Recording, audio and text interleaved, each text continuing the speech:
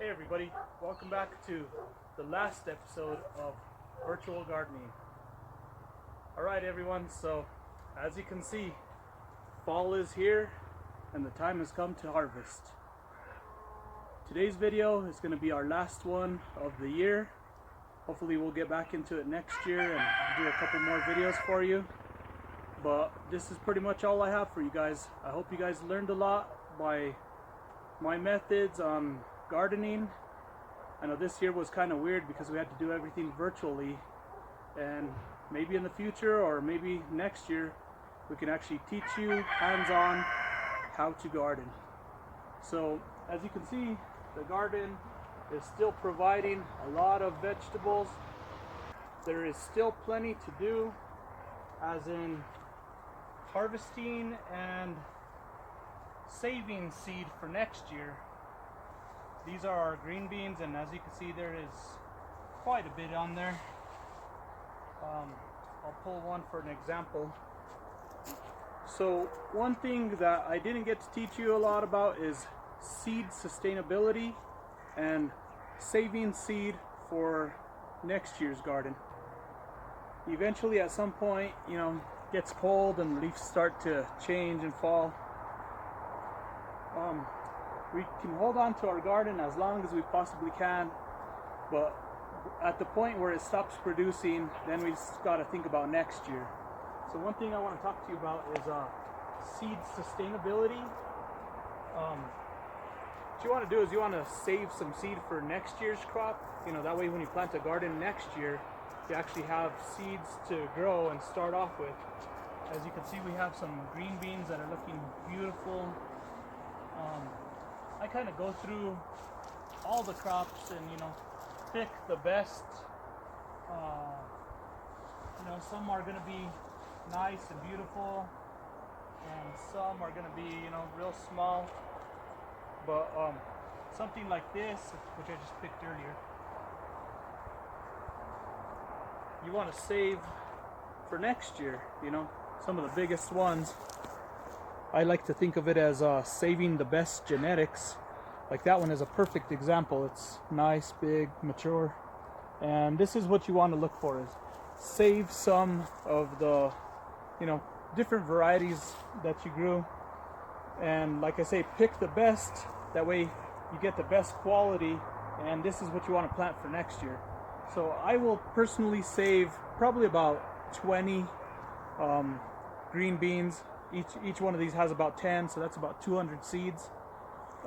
We will eventually eat quite a bit of it, but I do the same with sweet peas, zucchinis.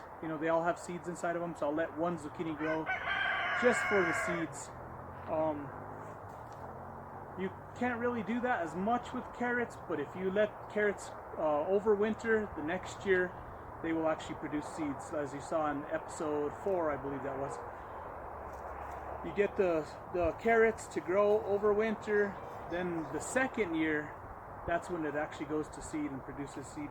So all that stuff is a good trait to do. That way you don't have to go buy seed every time that you're going to plant a garden, and then you just get the best genetics possibly, and you save that for future generations.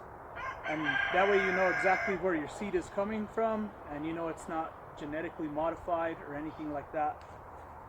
So this is kind of a bittersweet episode. It's hard to let go of something once you get attached to, but with all things, change is inevitable, and I just hope you guys are all having fun with it, and I hope all you kids learned from my methods on gardening.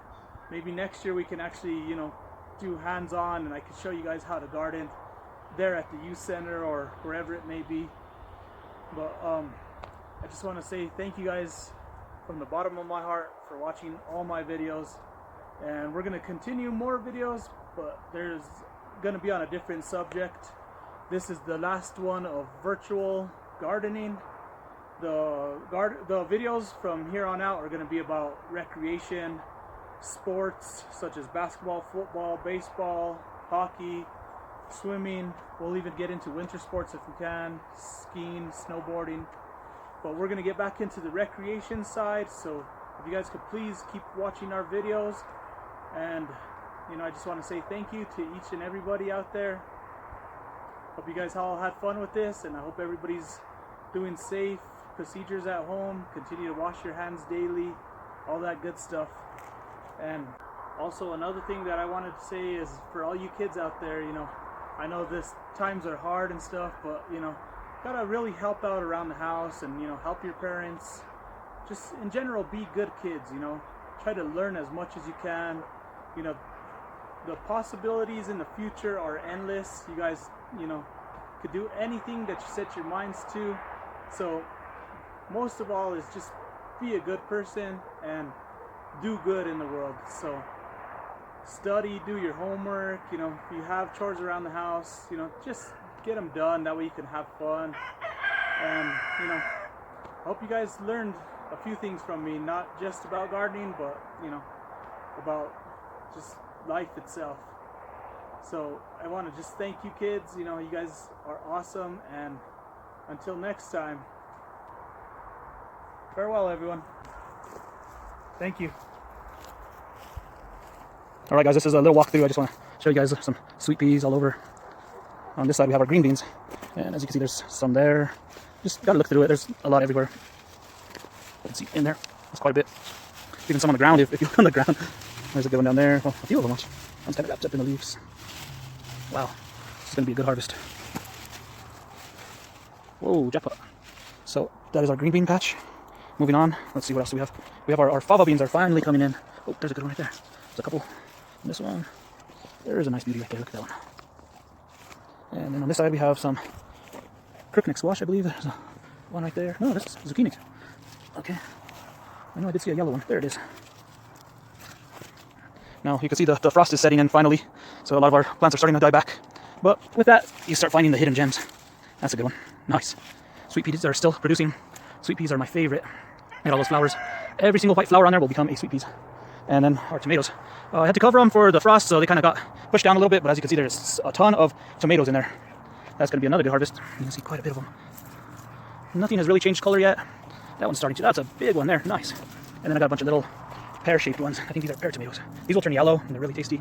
Some things I had to cut back. I guess this is my deal. You can see I had to cut it back a little bit. But it's turning out pretty good.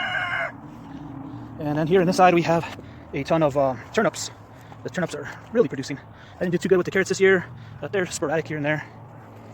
You see all the sweet peas dangling. Look at those ones. Nice. Ones like that, I'll let them grow a little bit more. But you can see carrots mixed in to our turnips. I don't know how that happened. More carrots on this side. So eventually I'll have to harvest all this. You can see the sweet peas is starting to curl over a little bit. Still producing a lot though. And then our radishes are already getting old too, so we got to pull those radishes. And then one more quick one of our lettuce. Let's see. Our lettuce, I think we can let it grow into the cold. As long as you water it and stuff and take good care of it, you know, it'll do good. That's ready to eat. And then along here we have a few different varieties. You can see there's dill and beets and all kinds of different things. Alright guys.